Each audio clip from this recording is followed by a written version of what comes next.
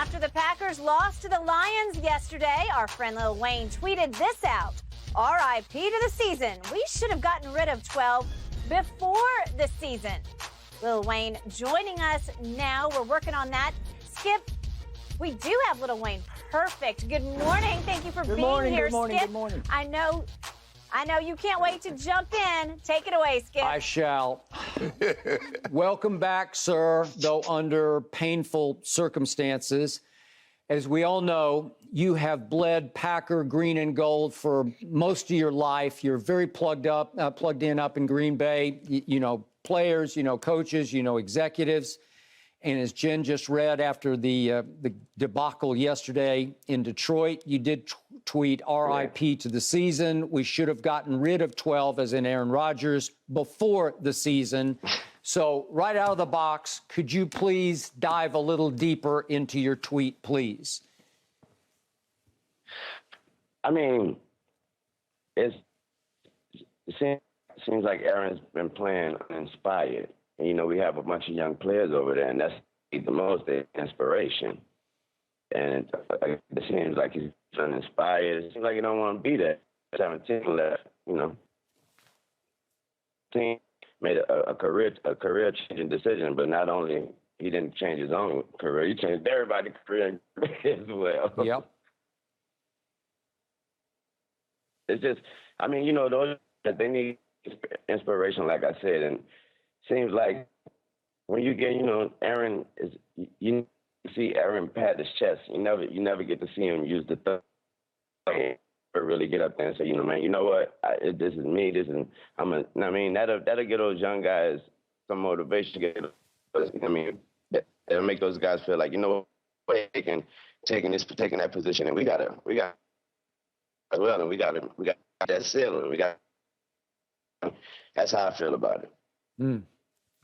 I feel very similar, Wayne. I think the thing is for me is that he's been lying to us. He's been leading us to believe that while the Packers are losing game, he's not playing bad. It's always the young receivers. He's constantly throwing them under the bus. And they have dropped some passes. They're young guys. They're going to make mistakes. Yeah. Aaron needs to be reminded, Aaron, you got to sit for 3 years. You didn't get an opportunity to make mistakes as a rookie because you didn't play. You didn't get an opportunity to make mistakes as a second-year player because you didn't play. You didn't get an opportunity to make mistakes in your third year because you were on the bench. I think he forgets that, but he's always throwing shade and putting them on blast. If anybody has a problem with something I said, they can come to me. Well, why don't you go to them and say, you know what, guys, I played terrible yesterday. That one's on me. I need you to go on and say you played terrible as opposed to throwing shade to everybody else. And that's what gets me upset with him. Mm. Helpful. That would be beyond helpful. Mm. So, Wayne, what do you feel about Davante leaving Aaron and then missing Aaron? It feels to me like they almost miss each other more than any two players have ever missed each other in the history of this league. Does that make sense?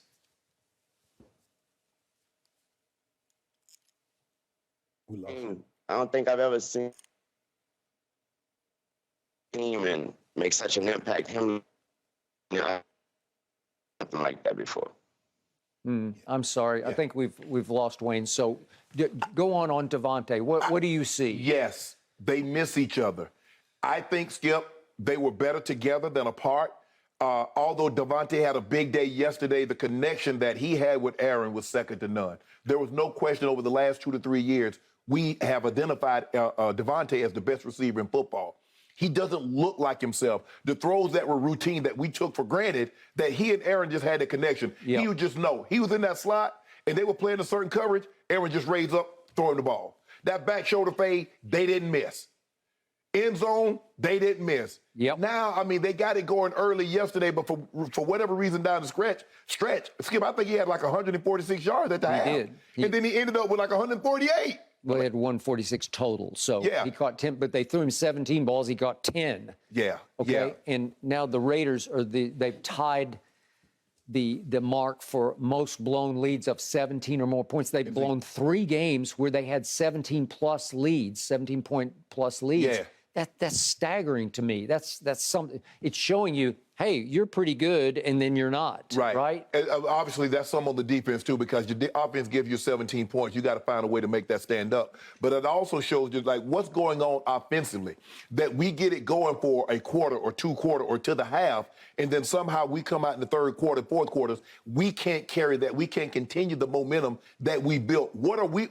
Go back and we got to identify with Skip. We got to find out what are we doing, because clearly we're not doing something that we can get to 17. We can get these points early, but now all of a sudden we need to make plays for whatever reason. We can't find a way to make plays in defensively. What are you doing to help your offense get these leads? But when you need to hold these leads, you can't.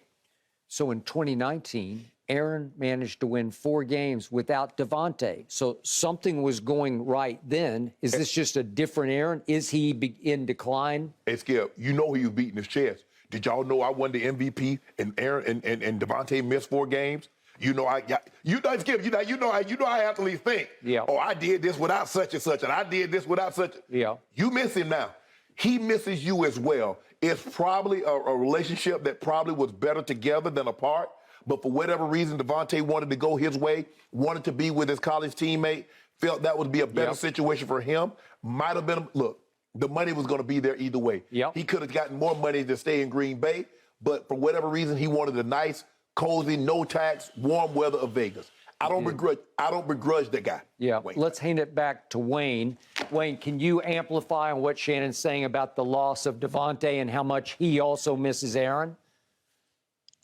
I'm sure he misses Aaron as well, because obviously you see how this season going. But Devontae still, Devontae he gonna do his thing. But again, man, I think it speaks volumes that he left. That's what I see. That's what I look at the most about it. I mean, everybody, they be like, everybody's like, how you leave Aaron Rodgers? I think there's an answer to that question. You know what I mean? I think the answer is just Aaron Rodgers. That is correct.